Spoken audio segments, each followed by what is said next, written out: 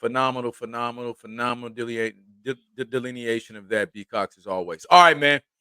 We got to catch a flight. Last time I took to my hometown, they was really happy, man. They said, "Can you bring B Cox back to the shot?"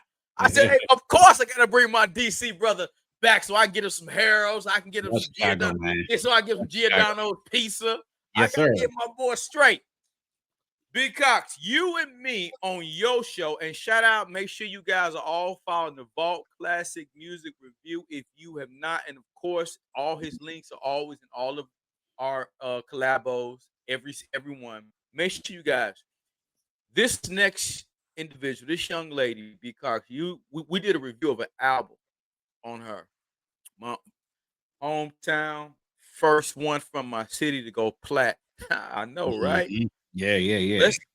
Let's give this lady her flowers, and let's talk about how so she actually ran. She actually, let me just say that she actually walked so these other girls today can run, and they can take the game to a whole nother level, man. But she gets left out when it comes to the Mount Rushmore of female MCs and contribution to the game. 10 people tend to forget her, for various reasons that my brother B Cox will explain far better than I can. Yeah. Let's talk about the Brat, her legacy and impact in hip hop. Yeah, man. I mean, we said it a lot on that episode of The Vault, man, which you did a great job of giving us a Chi-Town perspective, man, because that's important.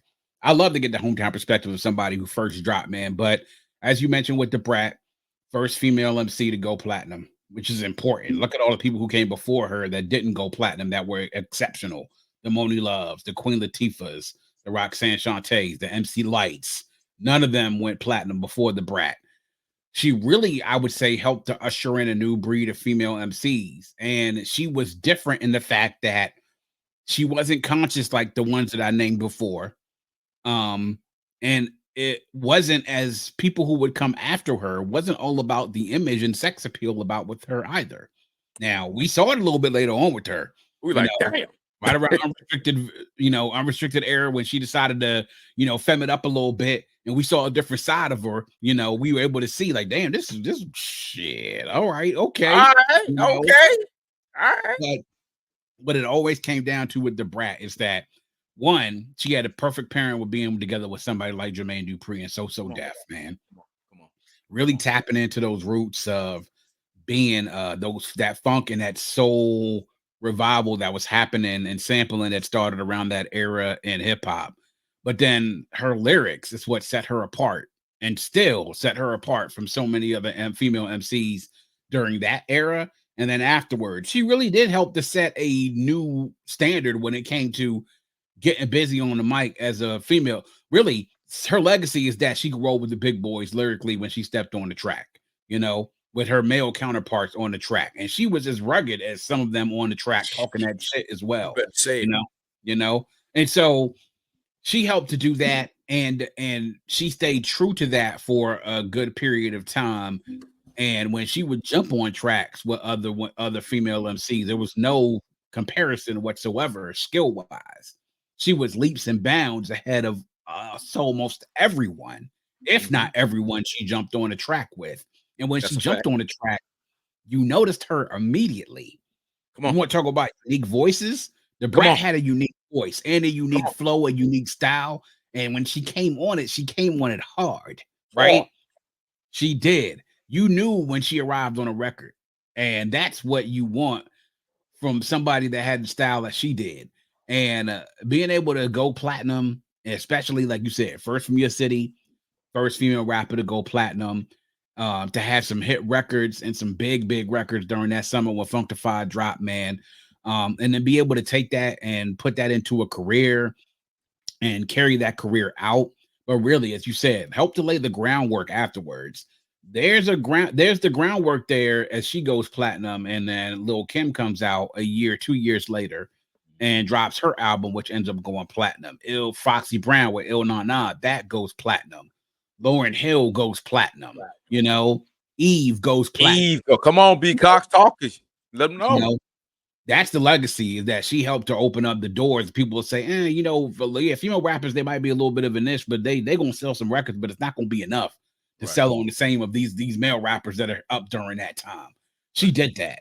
And she did it because people respected her style. Like, yo, she on hand, she getting busy, man. And so props to the Brat, props for her putting it down for the Shy, putting it down for So Def and helping to make them not just a label, that at one point in time just had, Chris Cross and a couple other acts and had some R&B acts. They eventually became a major player as well. And she was really at the forefront of that. I mean, I don't want to say she didn't make Jermaine Dupri, but what she did is she helped to give JD the ability to know that, damn, this dude produced his first female rapper that went platinum. That's credibility right there. If you can do that as a producer and as an executive producer, that's working with something, right? That's being able to work with something. And those two became quite the duo on some things for years to come. They had a great pairing and a great working relationship. So you gotta give your props not just to the Brat Man, but also to JD and So Def for giving her the opportunity to get out there and be the first to do it. Big Cox, really briefly, we don't have to stay here long. And this again, but since you mentioned him, does JD get his credit he deserves, man? You feel in the game? I don't I don't think he does now. Okay. Um I feel as though um because his output and work hasn't been as frequent this last decade and a half. Yeah. JD's been involved with some things. He's kind of been involved, like, producing some movies and doing other entertainment things. But look, man, for a while, man, JD was Ooh. prolific when it came to his output, man. Very He prolific. was, and he was a bad boy. We got to understand, man. JD's been in the game for a while. As a kid, when he was a backup dancer and doing promotions, and then eventually settling down in the studio. JD worked with a lot of people in Atlanta, man. Yeah, he did. He, along with a lot of others, if we talk about the beginning of the Atlanta hip hop scene blowing up, along with Organized Noise, along with Outkast, those early Atlanta acts, man, JD is right there with it. He doesn't get the props that he deserves, and I think he needs to receive that. We talk about getting hip hop honors. BET needs to be looking at giving one to Jermaine Dupri for I the work that he's done too as well, man. He needs it. I think he needs it. I agree. Well said, B Cox. His pen game, man. People forget how nasty his pen game was. The boy wrote hits for some of everybody. Oh yeah, Hey, yeah, hey, in that time, if it wasn't from Robert Kelly, you couldn't go wrong with JD giving you a hit either, man. I mean, either one of them boys, JD could pin you a damn hit, man. JD, mhm, hey, so yeah, much respect and shout out to JD. Okay, yeah. B Cox.